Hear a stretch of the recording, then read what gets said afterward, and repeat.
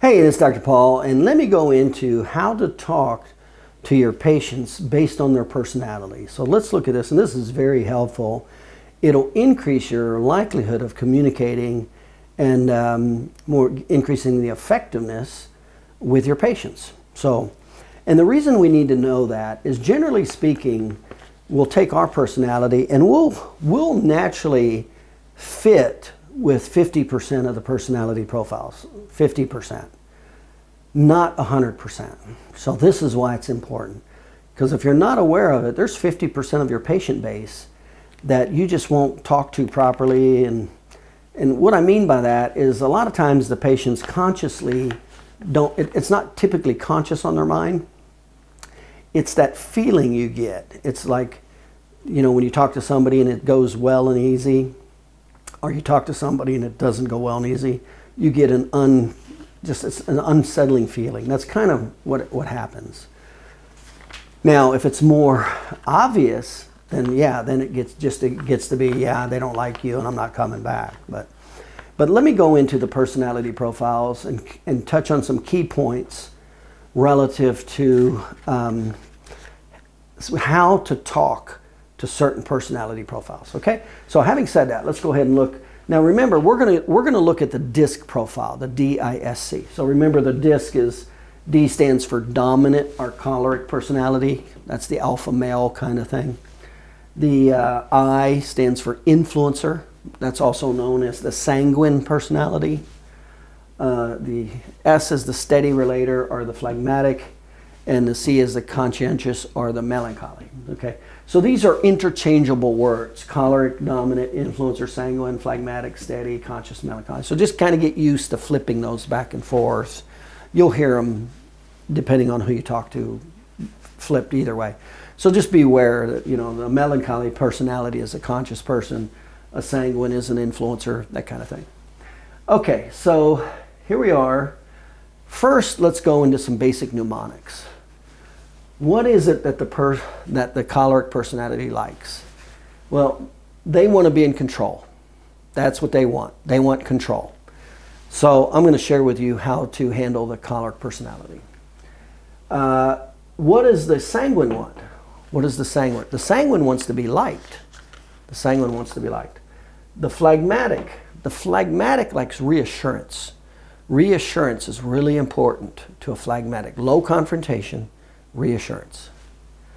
Melancholy, they're detail oriented and they like to be right. Okay, so having said that, let me go through how I will communicate with each of these patients differently. Now, at work, I'm a high choleric personality. I'm a high dominant personality. That's mine. Now, what does that mean? It means I will offend the phlegmatic personality naturally. I won't even know I'm offending them if I don't tamper it down. I'll offend the melancholy personality. I'll offend them. I can offend the sanguine. Sanguines like to be liked. They like to get along with everybody, so chances are I won't.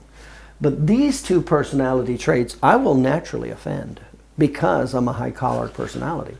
Now, what does that mean if these are my patients? Well, it means I have a much higher likelihood of losing them as a patient if I don't know this and I don't adapt based on their profile. So that's what I did, is I learned how to recognize the person's personality real quick, and we teach how to do that with how they're dressed, their personal hygiene. Your personality is how you dress, your personal hygiene, the colors you wear, the brands you use. You know, it's all about your value system. Everything you do is about your value system and experience. So we teach how to evaluate without even talking to somebody. We'll have a pretty good idea of what personality is. So we got to learn how to do that. And then when we talk to them, we got to pay attention to that. And especially when they sign in, there's, you know, how people write when they sign in. There's common characteristics with how people write when they're signed in. And a lot of times I could look at their history form before I even met the patient, before I even go in the room. I'll look at their history form, just how they wrote, and immediately I have an idea of what personality profile that is. And I cover that separately in another topic. So how do we want to talk to these people? Okay. So if it's a choleric, what are 2 or 3 of bullet points that we want to keep in mind when we're interacting with the choleric personality? Well, number 1, they like control. They're abrupt and to the point. So because they're abrupt and they're decision makers. So they're abrupt and to the point, like control, and they're decision makers. So with the choleric personality, you got to cut to the chase. If you're long-winded, and boy, you can't do that with a choleric personality. You'll frustrate them. So you've got to cut to the chase. Now, the choleric personality is actually the easiest personality to close because they make decisions like this, and they're the authority. So they're actually, but they don't come across that way because they come across as offensive, and their body language and their tone and what they say is kind of abrupt. So it can create a defensive mechanism is what it can do with the doctor. But they're the fastest, easiest ones to make a decision. Unfortunately, they're terrible with treating with their treatment schedules because they do what they want. They come and go what they want. So, all right. So that's the key thing that we need to know about the choleric personality. So here's what I'm going to do. I'm going to be quick and to the point. But I tell you a phrase that I like to use a lot with choleric personalities. And I'll use it pretty quick in the relationship, like pretty fast up in front of the relationship during the consultation. Because they'll get frustrated with you. Especially if you're long-winded, they'll get frustrated with you and they'll tune out. They'll turn off real fast. So real early in the relationships with cholerics, I do what I call state the obvious. And I'll say, it'll sound like this. I'll say, hey, Jim, obviously you're the type of person that can make their own decisions. That's a very good line to say to a choleric personality. Obviously, you're the type of person that can make their own decisions. In other words, what did I just say?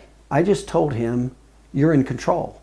See, that's what he wants. He wants control, or they want control. So I just said, I'm going to recognize and give you control. That's what I just said. So I'll say, Jim, hey, let me just share with you, I recognize you're the type of person that can make decisions, that can make your own decisions. Then comes the second part. I said, tell you what, let me just give you the information and you just tell me what you want to do. See, what I just did is I just won them over is what I just did. I said, I'm going to recognize you for wanting to be in control, and I'm going to give you control, but I'm not really giving them control, but I'm saying I am. And I'm just asking that he pay attention long enough that I can do my education. That's all I'm asking for. That's what I'll say oftentimes with a choleric person. I say, hey, Jim, obviously you can make your decisions. You're the type of person that can make your decisions. Tell you what, let me just give you the information, and then you tell me what you want to do with it. Will that work for you? See, even when I say, and then you tell me what you want to do with it, well, I do that with every patient anyway. I give them information and they tell me what they want to do. I do that anyway. But we specifically say it with this patient because that's what they want to hear. So essentially what I just did is I calmed him down and I bought time for him to listen to me. That's what I just did. So it's a really good phrase. Hey, so whoever the patient is, and typically, I mean, I don't just say that right off the front. Typically, as we're going through it, and I start seeing that they're getting a little impatient, because these people get impatient fast. Or I see they're losing attention. That's typically when I'll say it. I'll say, hey, Jim, listen, obviously you can make your decisions on your own. Tell you what, if you don't mind, let me just give you the information, and then you tell me whatever it is you want to do. Okay? All right. All right. That's how you want to handle that one. So you better move fast, get to the point, give them control. All right, let's go to the second one, sanguine. So the influencer is the sanguine. So what's the key points on that? Remember, that's happy, the chatty Cathy wants to be the life of the party. They want to be liked. They want to be liked. Okay. Now, the key points with the sanguine is they'll take off on you everywhere. This is the patient that if you don't know how to control a patient, they're going to go everywhere on you, and you ask a question, they will not even answer it. And next thing you know, you're answering, you're talking about what they want to talk about. So it gets out of control real fast with sanguines. So with sanguine personalities, I've got to reel them in. I got to reel them in. First, I got to be aware that whenever I say or do anything, they're going to go off in left field. They're going to take off on me in another direction. So immediately, I got to get ready to bring them back. And so that's why I say a lot of times we'll say, wait a minute, you're going a little too fast for me. Let me make sure I get all the information. That's how I shut down sanguines. That's how I'll get back in control. They take off, or if they don't answer the question. Because remember, 50% of the time, they won't even answer it. I'll say on a scale of 1 to 10, how much pain are you having? On a scale of 1 to 10. They won't say anything. They'll just start talking about how it hurts. Well, when they don't do that, you have to say the exact same words again. Scale of 1 to 10, how much is it? Because what happens is it moves from their lower consciousness to their unconsciousness. The question moves from their unconsciousness to the consciousness. And parents do this with kids all the time. Pick up your socks, Johnny. Johnny doesn't do anything. He's still playing with the truck. Pick up your socks. Now, typically your tone goes up too, but you're not going to do that in your office. Well, pick up your socks, Johnny. Now Johnny's paying a little more attention. Pick up your socks, John. Well, now it's real high, but a tone had a lot to do with that. But the words, saying the same words, that's why you don't want to change the words that you use when you ask a question and the person doesn't answer it. You want to say the exact same words because now they don't have to reinterpret it. It's the same words. And so it goes a little higher in their consciousness level.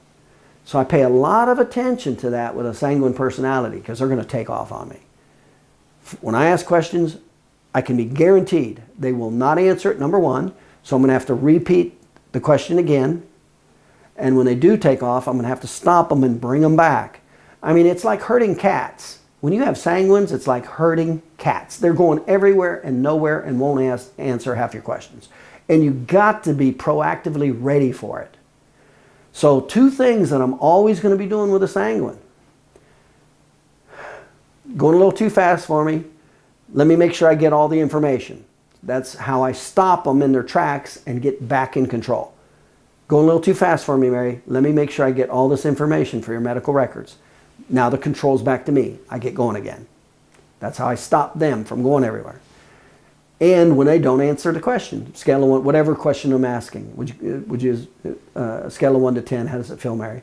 Well, it's this, and this, and this, and that, and it's this and this. Mary, scale of 1 to 10, how bad is it? 10 ignores. See, I say the same question again. I get ready to say the same question again. So with sanguine personalities, get ready for it. That's how you just have to be proactive. If not, they won't answer half your questions, and they'll go everywhere, and you won't even get half your data, and it'll take you 2 and 3 amount of time just to process the patient. So sanguine personality, that's how we're gonna pay a lot of attention to that. And you should know this. That's why knowing personality profiles is so important. You got to figure this stuff out, quickly. That's why I say, you should learn it well enough that just by looking at how they're dressed, you should know generally what personality profile it is without even talking to the person. Because our personalities come through in our clothes and how we dress and the style of dress and the colors and brands. All of that comes through in our personalities. And we cover that separately. So let's go to the phlegmatic, the passive phlegmatic. That's the person that will agree with everything. That's the person that you think everything's going great. They're going to buy in. They'll accept the report of findings. That's the person in the report of findings that'll go, okay, let me check with my spouse, because they're not the decision maker. But what's so important that's a big thing with a passive phlegmatic. They're not the decision maker. But how we're going to communicate, especially me, my body language, I'm an alpha male. So my body language is more quick and jerky and fast. That's offensive to somebody who's easygoing and passive. Same with my tone. My tone's too high typically for a passive phlegmatic. And my words can kind of be abrupt. So without knowing any better, I'll run off passive phlegmatics left and right without knowing anything about it. So the first thing that I do when I go into the room and I quickly see it's a passive phlegmatic is I drop my tone, because they're typically passive phlegmatics have low tone. I drop my tone, the tone of my voice, and I slow down. And passive phlegmatics like reassurance.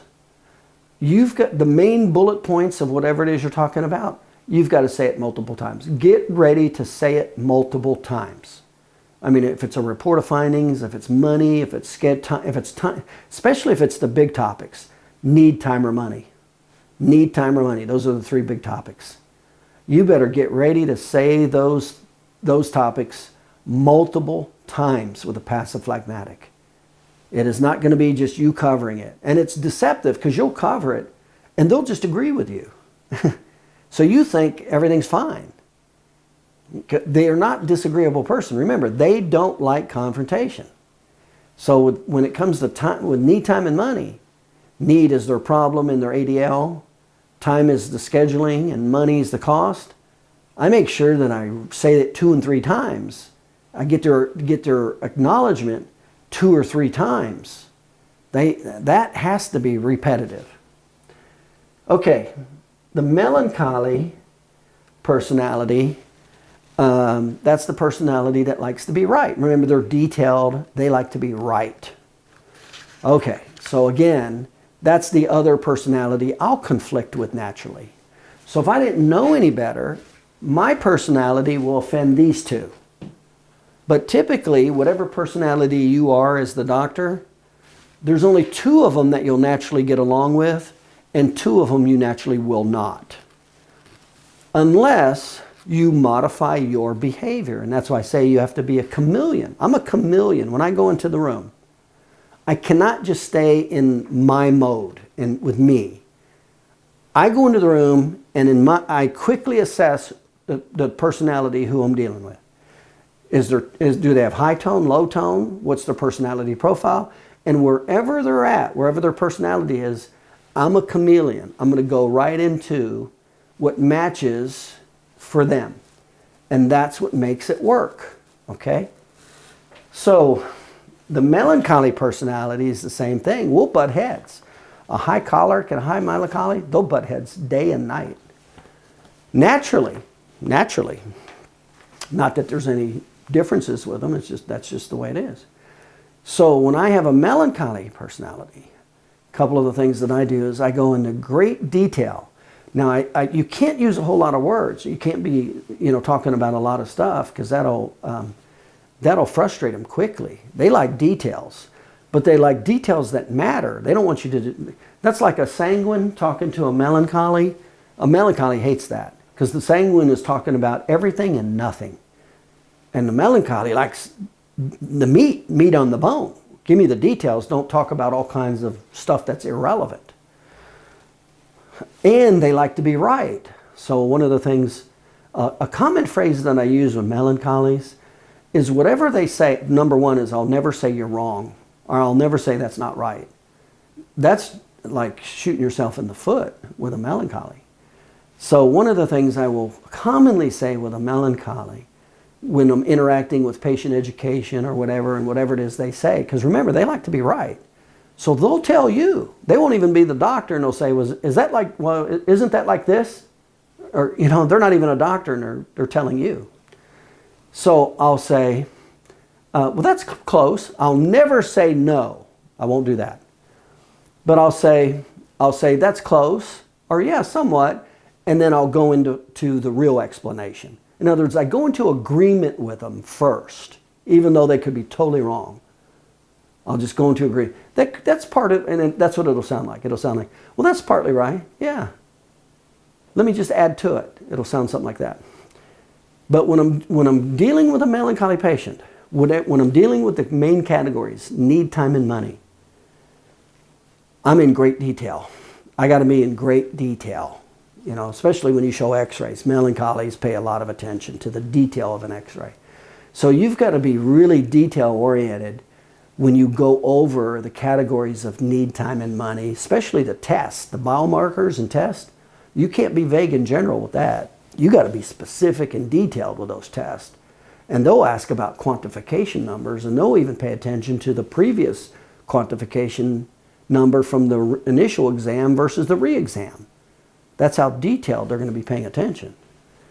So when I'm with melancholies, I never tell them they're wrong.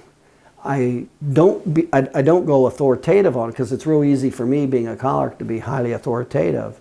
So I don't do that. What I do is I tone down. I don't tell them they're wrong, and then I reaffirm the key points in detail. I want to make sure I get in detail. And a lot of times if they say anything close, that's right, I'll go, yeah. Because that's what they want to hear. They want to hear I'm right. So if they're close, if they're in the ballpark, I'll say, yeah, that's kind of how it works. If it's not totally, I'll say, yeah, that's kind of how it works to some degree. So I'm still okaying them, but I'm definitely not okaying them. That's when you're going to lose. Okay, so this is some major strategies. And I do this real quick. And of course, the more you learn it, you'll look at the person, you'll look at the patient. And like I said, you'll even look at the handwriting. You'll even see them in the waiting room or walk-in, and you'll know, oh, that person is obviously this type of personality. And especially when you walk in the room, you've read the chart, you see how they're dressed, you talk to them for 10 seconds, 20 seconds. You should definitely know their personality within 30 seconds.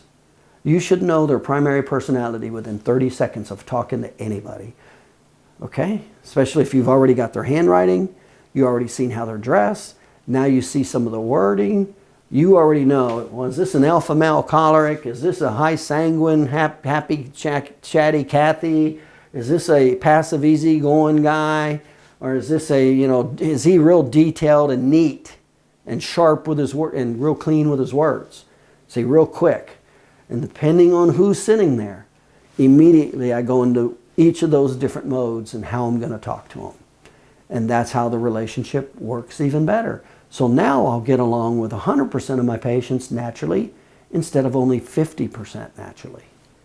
So again, it gets back to studying the personality profiles, being used to quickly evaluate a personality, and then think of 2 or 3 bullet points real quick. That's why I tried to stick with just simple bullet points. Go, oh, it's this, I got to reel them in, I got to repeat. It's a sanguine, I got to reel them in and repeat. Oh, it's a phlegmatic, I got to lower my tone, and I've got to do reassurance. It's a melancholy, I better be detailed, I better tone down and be detailed. It's a choleric, I better get to the point and let him know that he's a decision maker, and let me just get the information. See, this is how fast. In other words, you got to be at a state of what's called unconscious competence in your ability to see this and quickly react to it, okay? And that will significantly help your practice.